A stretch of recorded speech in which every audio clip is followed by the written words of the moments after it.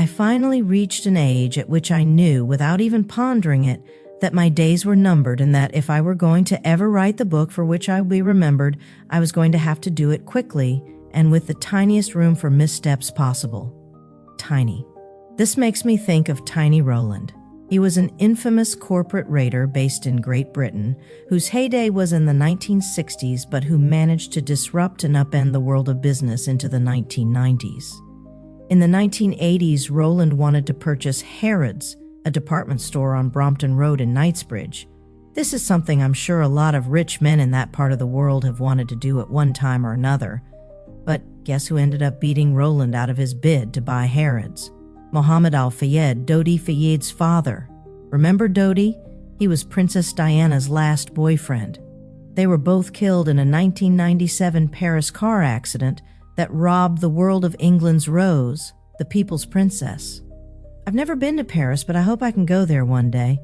I hear it's disgusting, filthy, full of garbage. Who cares? A city that old is bound to be burdened by the stench of its history, especially the part of history when Hitler rolled into town and all the powers that be said, "Oh, okay, right, Heil Hitler," and left it to the misfits and bohemians and outlaws to engineer the liberation of the entire continent of Europe from the claws of fascism. Yes, they were the original Antifa, right? I once heard someone, it might have been a politician, or maybe one of my relatives, I heard someone call Antifa fascists, and that's all I ever needed to know about their worldview to tell me they knew nothing at all, not the slightest thing about where our country was, where it is headed.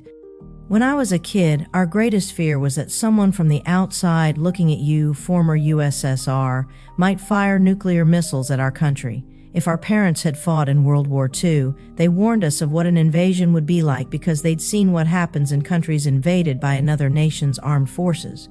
We'd all be speaking another language if that happened, they said.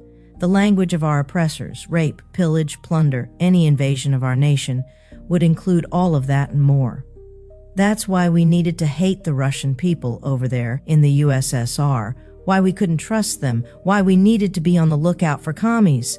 Though there were plenty of commies to hate, in Asia, in South America, Scandinavia, the ones we were supposed to hate worst of all were the Russian commies. With what we know about Nazis and black shirts, how could we not have guessed then that one day our country would be goose-stepping toward a future of fascist-led rule?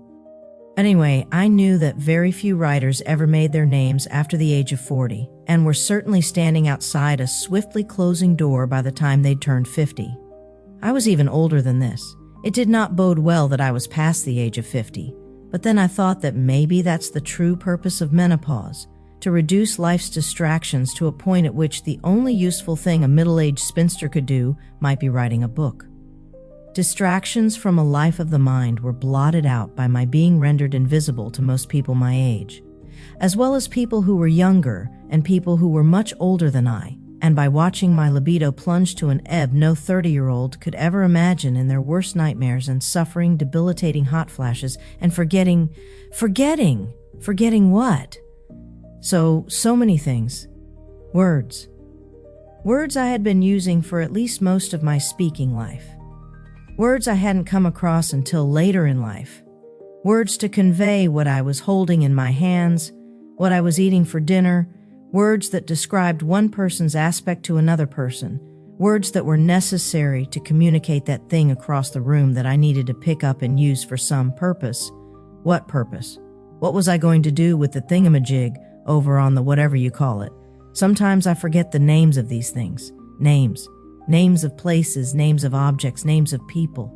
Can it be normal to remember an actress named Deborah Lee Scott and the various characters she played on television in the 70s, on shows like Welcome Back, Cotter and Angie, and, correct me if I'm wrong, on Mary Hartman, and so many game shows, Match Game, Password Plus, maybe even the $20,000 or $25,000 or $50,000 pyramid. Can it be normal to remember all of that information, but to forget the name of some VP at the company where I work? Maybe not, because the company where I work does seem to have a surfeit of VPs. Surfeit is a much better word than abundance or excess. I'm so glad I could actually recall that word.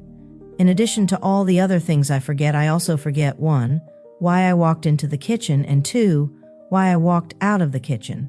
Just a moment ago, I wrote 100 words that disappeared when the program I was using to compose them crashed. Gone. 100 words. It may not sound like very many words, but it took me half an hour to write those 100 words. And they were all about the act of writing and the fog of menopause robbing one's brain of the ability to write, even after menopause reduces the distraction of so many other stimuli that might otherwise make it hard for a writer to settle down and get some work done. My menopausal brain fog has robbed me of the ability to recall much of what those 100 words said, though the word paradox was bandied about as a possible name for what menopause does to a writer.